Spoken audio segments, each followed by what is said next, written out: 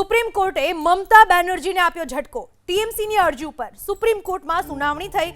મતગણતરીમાં ફક્ત કેન્દ્રીય કર્મચારીઓની ડ્યુટી લગાવવાનો વિરોધ। ચૂંટણી પંચે કંઈ ખોટું નથી કર્યું તેવી વાત કરી સુપ્રીમ કોર્ટે। સુપ્રીમ કોર્ટમાં કપિલ સિબ્બલનો તર્ક, 13 એપ્રિલનો પરિપત્ર અને અમને 29ના જાણ થઈ એવી વાત કરી સિબ્બલે।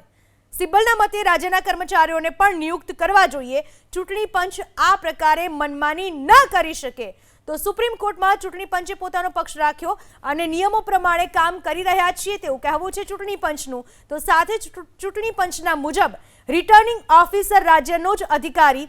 આમની આશંકા ખોટી છે। કોઈ આદેશની જરૂર ન હોવાની વાત સુપ્રીમ કોર્ટે કરી।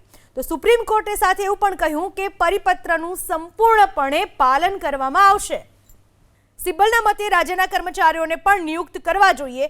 ચૂંટણી પંચ આ પ્રકારે મનમાની ન કરી શકે તો સુપ્રીમ કોર્ટમાં ચૂંટણી પંચે પોતાનો પક્ષ રાખ્યો અને નિયમો પ્રમાણે કામ કરી રહ્યા છીએ તેવું કહેવું છે ચૂંટણી પંચનું। તો સાથે જ ચૂંટણી પંચના મુજબ રિટર્નિંગ ઓફિસર રાજ્યનો જ અધિકારી।